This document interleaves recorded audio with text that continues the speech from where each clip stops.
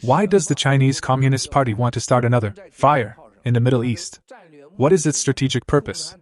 The CCP is to bet that it is impossible for the US to fight 3 wars at the same time. Russia and Ukraine are at war. If there is a war in the Middle East, Iran, Saudi Arabia, Iraq, the Houthis, and Syria will definitely join the war. And behind them are the CCP's missile troops, weapons, and mercenaries. Then millions of people died in Afghanistan. After being close to dying of hunger, a large number of terrorists emerged. The US is involved in the Ukraine war. The Russian-Ukrainian war is absolutely under the technical guidance of the US and NATO. Strictly speaking, it is the US and NATO working together to fight Russia. So if there is another war in the Middle East, it will be the US alone, without Europe. Then who will the US fight? The United States is fighting the CCP.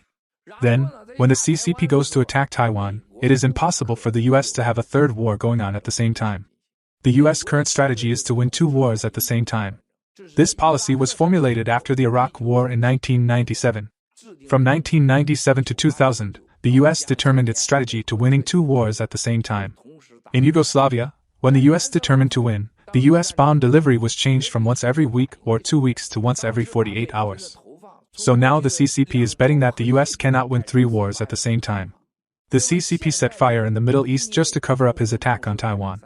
So once this happens, the US and Europe have no choice but to take action. But everyone, please remember, even if the West takes action, it is impossible for the US and Europe to send troops to the mainland. This is impossible, and they can only send bombs. After the bombing, if the Chinese do not rise up and take down the CCP will continue to survive. The CCP was able to destroy Kuomintang in war zones fought against Japanese in the past.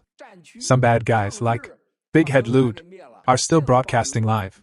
Snake Demon Yen is still alive, and Nine Finger Demon still cheats and invents silly coins. Gao Bingqin is still alive. Even those rotten people can survive. As long as the Chinese continue watching these live broadcasts, they will be ruled by the CCP. So, the CCP will definitely join the war.